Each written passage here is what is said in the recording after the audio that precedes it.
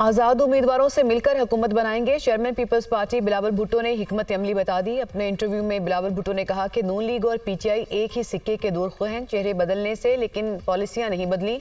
दोनों जमातें अपनी कारकर्दगी साबित कर चुकी हैं। पहली बार इतनी बड़ी तादाद में आज़ाद उम्मीदवार इलेक्शन लड़ रहे हैं।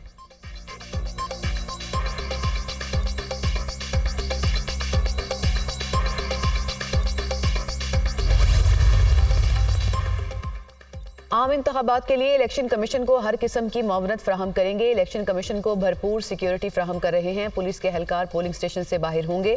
निगरान वज़ीर दाखिला सिंध की सूबाई वज़रा के हमरा प्रेस कॉन्फ्रेंस। हारिस नवाज ने कहा कि हमारे पास 5954 पोलिंग बूथ हैं। इलेक्शन में असलहे की नुमाइश की इजाज़त नहीं होगी।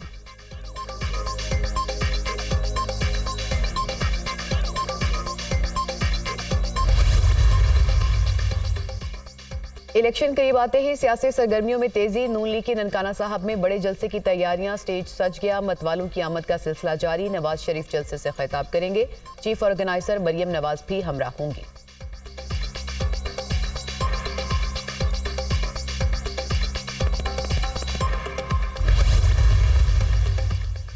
सर्द मौसम में सियासी temperature high. Chairman Peoples Party Bilawal Bhutto ने भी मुखालिफिन को टफ टाइम देने के लिए कमर कस ली। पीपल्स पार्टी की पंजाब और सिंध में सियासी सरगर्मियों में तेजी।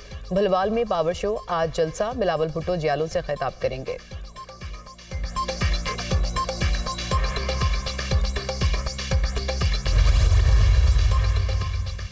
बिलावल भुट्टो तहजीब में रहकर अपनी कारकर्दगी पर बात करें। कौन सी तरक्की है जो बिलावल सिंध से लेकर पंजाब लाएंगे। पीडीएम की हुकूमत ने जो फैसले किए, पीपल्स पार्टी उसमें बराबर की हिस्सेदार थी।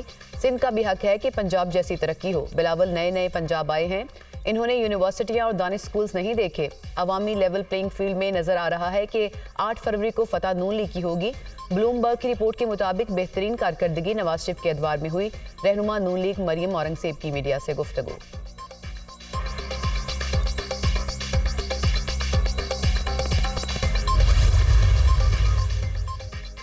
नून लीग के मंशूर में लिखा है कि हमारी बात हो गई। नून लीग के खौफ से अंदाजा होता है कि पीपल्स पार्टी जीत रही है। पूरे पंजाब को छोड़कर एक हल्के की वजह से इनकी नींदें उड़ी हैं। लाहौर आपके लिए नया हो सकता है, बिलावल भुट्टो के लिए नहीं। रहनुमा पीपल्स पार्टी पलवशा खान के मरियम औरंगजेब पर जवाबी वार। प्रेस कॉन्फ्रेंस करते हुए कहा कि नून लीग वाले कहते हैं कि बिलावल भुट्टो लाहौर को कराची बनाना चाहते हैं। ये सिंध के लोगों की तजलील है। क्या खौफ है, किसी को पंजाब में बर्दाश्त नहीं करना चाहते। सूबाइयत के शोले क्यों भड़का रहे हैं।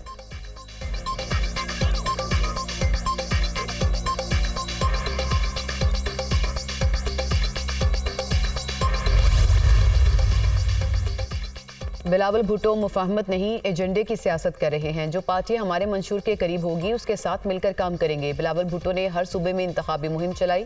सर्दी के बावजूद टर्नआउट अच्छा होगा। पीटीआई ने 3 माह में जनूबी पंजाब सूबा बनाने का वादा किया था। बजट में सराइकी वसेब को महरूम रखा गया। साबिक वज़ीर आज़म यूसुफ रजा गिलानी की प्रेस कॉन्फ्रेंस। बानी पीटीआई और शाह महमूद कुरैशी के खिलाफ साइफर केस की समाअत कुछ देर बाद होगी। वकला सफाई इस्तगासा के गवाहान पर आज जिरह का आगाज करेंगे। खसूसी अदालत के जज अबुल हसन जुल्करनैन अडियाला जेल में समाअत करेंगे। बानी पीटीआई और बुशरा बीबी के खिलाफ तोशाखाना और 190 मिलियन पाउंड रेफरेंसेस की समाअत भी आज होगी।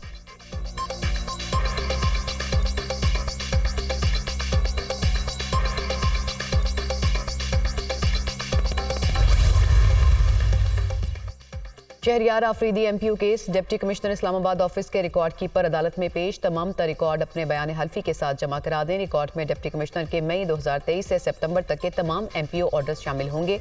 जस्टिस बाबर सत्तार के रिमार्क्स। वकला की रिकॉर्ड कीपर्स पर जिरा की इजाजत की इस्तदा। डिप्टी कमिश्नर खुद मौजूद हैं, आप उन पर जिरा कर सकते हैं। रिकॉर्ड कीपर्स पर आप जिरा की इजाजत नहीं होगी।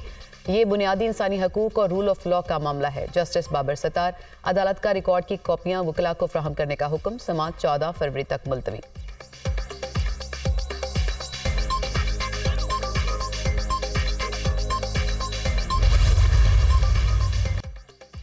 रावलपिंडी की इंसदाद दहशतगर्दी की अदालत में दरखास्त जमानत पर समाअत। शेख रशीद की तबीयत नासाज, वो दिल के आर्जे में मुब्तला हैं। जेल में अद्वियात नहीं दी जा रही। वकील सरबराह अवामी लीग का अदालत में बयान। सुप्रिटेंडेंट जेल को हुक्म की खिलाफ वर्जी करने की जुर्रत कैसे हुई। जज का प्रोसिक्यूटर से इस्तफसार। शेख रशीद का रावलपिंडी इंस्टीट्यूट ऑफ कार्डियोलॉजी या किसी भी अस्पताल से चेकअप और इलाज का हुक्म। अदालत ने सुप्रिटेंडेंट अडियाला जेल को तौहीन अदालत का नोटिस जारी कर दिया। दरख्वास्त जमानत पर SHO से रिकॉर्ड भी तलब।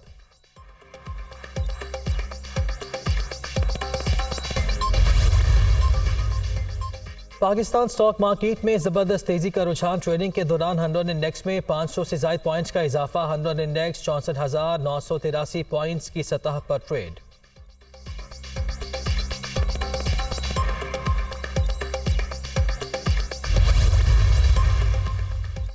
SIFC के समरात आने लगे। मुल्क में तेल और गैस के नए ज़खायर दरियाफ्त होने का इम्कान। पाकिस्तान में तेल और गैस की तलाश के लिए चीन समेत 8 कंपनी से मुआहिदों पर दस्तखत। तकरीब में वज़ीर तवानाई मोहम्मद अली और मुख्तलिफ कंपनीज के मैनेजिंग डायरेक्टर्स की शिरकत। मुआहिदों से मजमूई तौर पर $43 मिलियन की सरमायाकारी होगी। मुआहिदों का मकसद SIFC के तहत तवानाई बहरान पर काबू पाना और ज़खायर में इजाफा करना है।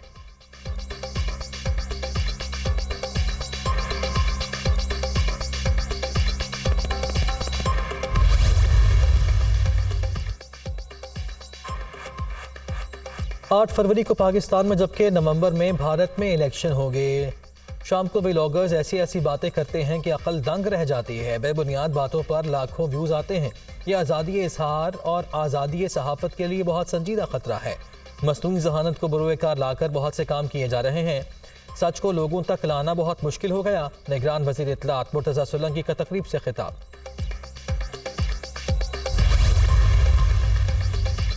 मौसम सरमा जोबन पर बालाई इलाकों में कड़ाके की सर्दी। अस्तोर में पारा -16, स्कर्दो में -12, गिलगित में -8 तक गिर गया। बलूचिस्तान और बालाई खैबर पख्तूनख्वा में भी शदीद सर्दी के डेरे। लाहौर इस्लामाबाद में भी मौसम ठंडा ठार।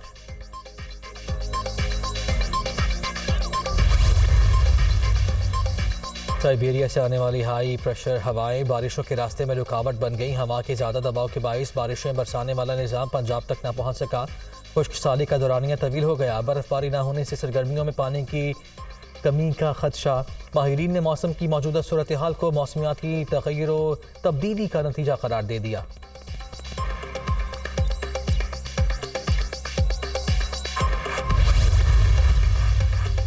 खुश्क सर्दी से नमूनिया का मरज़ बेकाबू। पंजाब में नमूनिया के मजीद 6 बच्चे जाँ बहक। 24 घंटों में सूबे में नमूनिया के मजीद 190 केसेज रिपोर्ट। मरज़ से जाँ बहक बच्चों की तादाद 194 हो गई। बड़े पैमाने पर जानी नुकसान के बाद इसराइली फ़ौज ने खान यूनिस में हमले तेज़ कर दिए। इसराइली फ़ौज के अल-नासिर अस्पताल पर शदीद गोलाबारी। 40 फ़लस्तीनी शहीद। गज़ा की गलियों और मकानों में हमास जंगजुओं और इसराइली फ़ौज के दरमियान शदीद झड़पें। मुतअद्दिद इसराइली फ़ौजी ज़ख्मी। हमास ने इसराइल का जदीद तरीन ड्रोन तैयारा मार गिराया। हमलों में कई टैंक और बुलडोज़र तबाह। गुज़श्ता रोज़ 24 इसराइली फ़ौजी हलाक हुए थे। हिज़्बुल्लाह का इसराइल के मेरोन एयरबेस पर रॉकेटों से हमला। इंफ्रास्ट्रक्चर को नुकसान।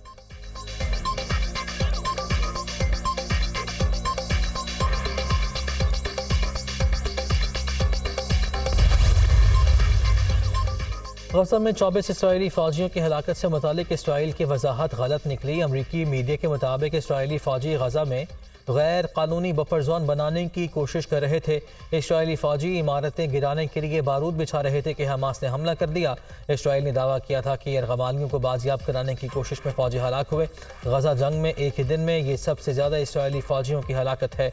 इसराइली मीडिया ने मरने और ज़ख्मी होने वाले फ़ौजियों के नाम और तस्वीर भी शाया कर दी।